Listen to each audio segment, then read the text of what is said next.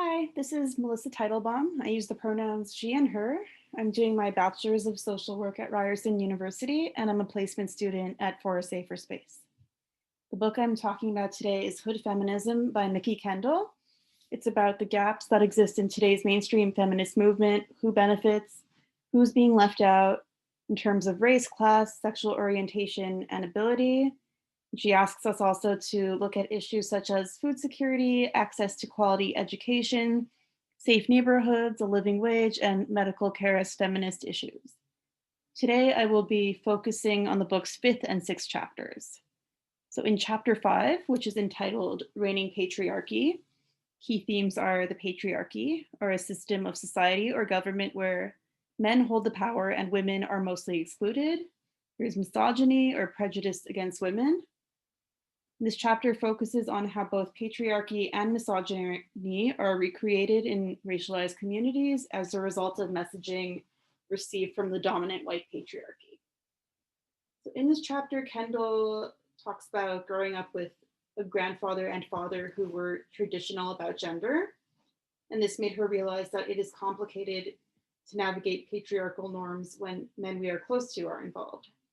She says that feminists need to be more realistic of how complicated it is about the complex nature of patriarchal influences on marginalized communities, especially when it comes to communities that are segregated and homogenous, because there is concern with respectability as a result of white patriarchal messaging that respect must be earned by being law-abiding and socially conservative. And this leads to more conservative values when these men are thinking about creating better lives for their children.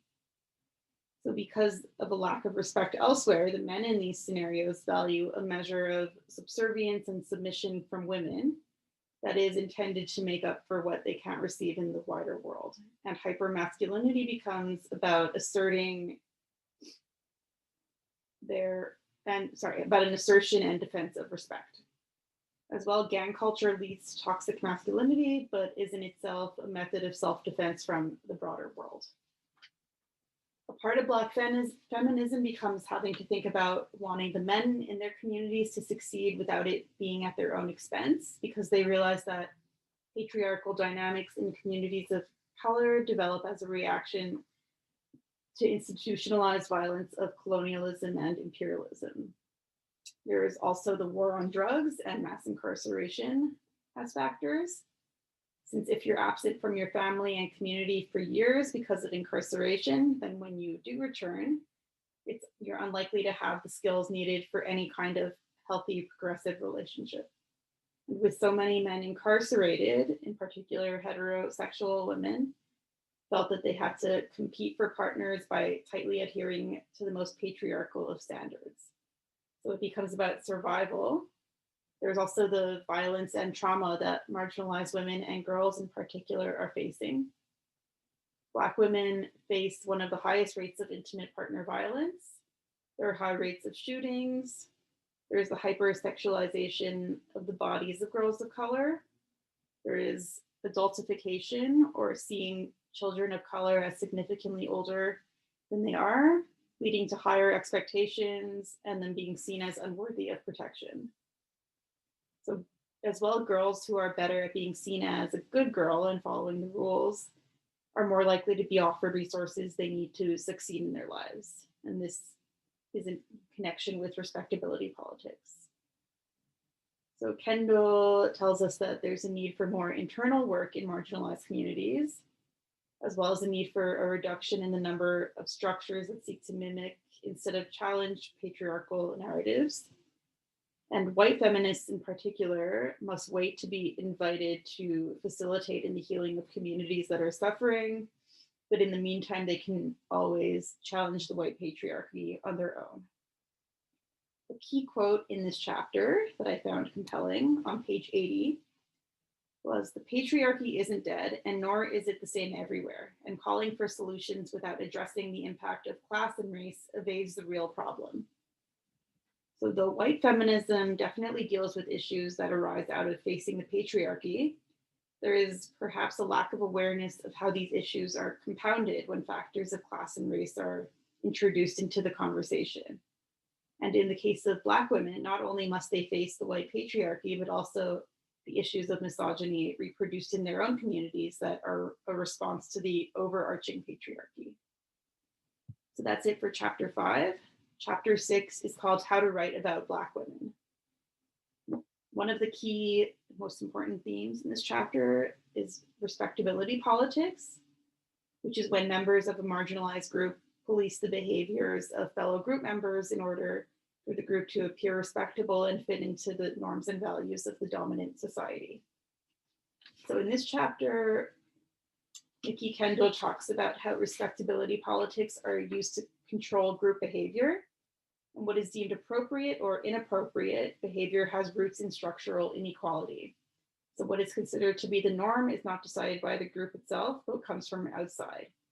She discusses the concept of misogynoir, which she defines as the specific misogyny directed toward Black women in American visual and popular culture because of their race and gender.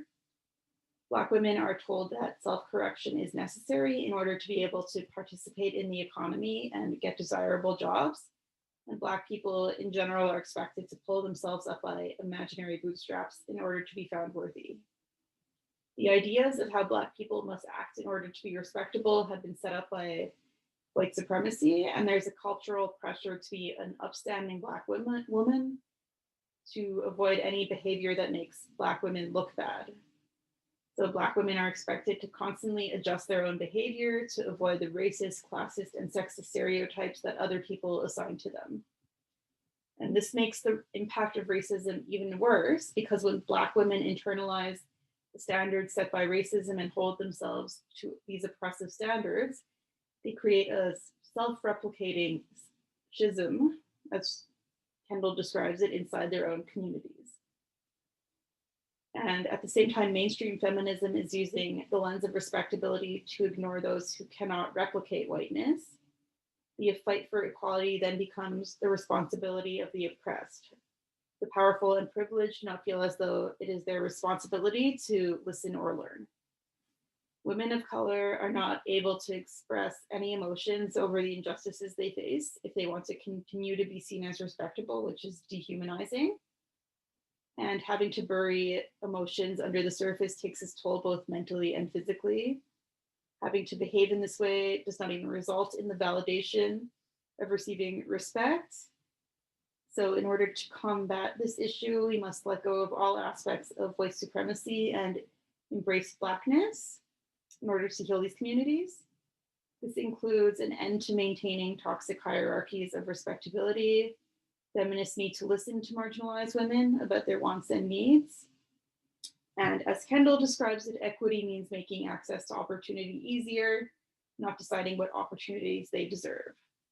So the key quote here on page 96, we have to change how we talk about Blackness, about poverty, about the women who inhabit those spaces where access and opportunity rarely intersect. We have to be ready to listen to the girls and women who are still there, and not just the ones who are able to get out. This underscores the importance of the ways in which we talk about marginalized women and their struggles, how women with more privilege and power talk about marginalized women greatly impacts their ability to escape the stereotype thinking that currently holds them back. And as well, if we only listen to those who quote unquote got out of their communities, it only serves to reinforce the idea that respectability is what is truly needed instead of embracing differences that exist and should be valued. So that's it for this week. I'll see you next time for the following chapters. Thank you so much. Bye.